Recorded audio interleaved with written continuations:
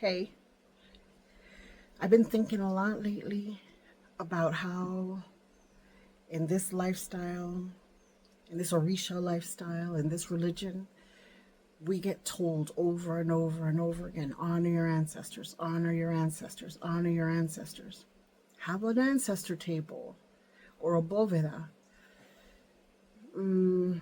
Part of my sign talks about no dejar las costumbres. Do not leave your customs behind, or the habits, the things that you do traditionally. And I keep wondering why it is. Why are we so happy to hear all of the stories or all the pataquis that come when we get a divination?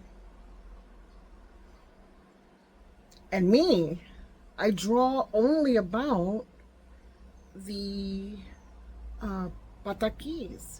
I hear a pataki or a story that I resonate with.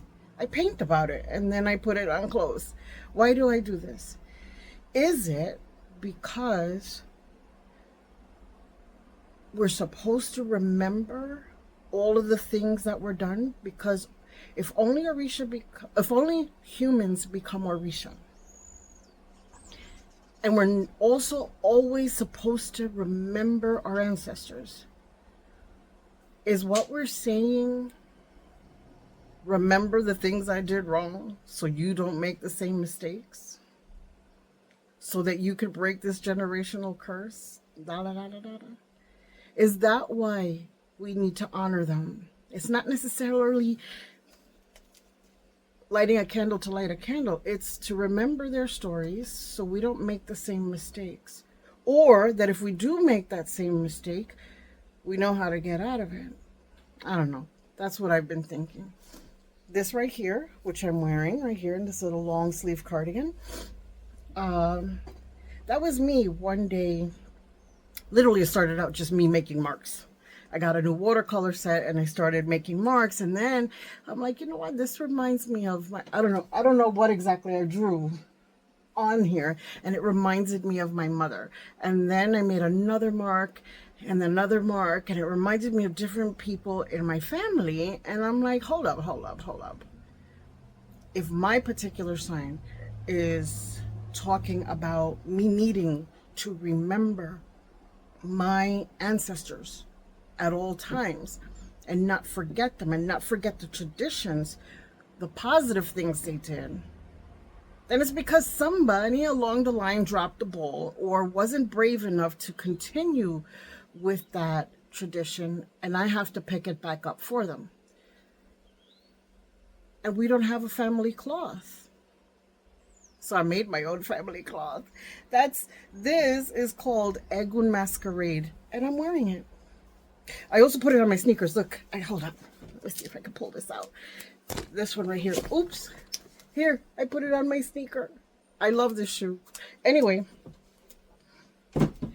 then I decided I was going to draw this. And this is amazing because the way this came out,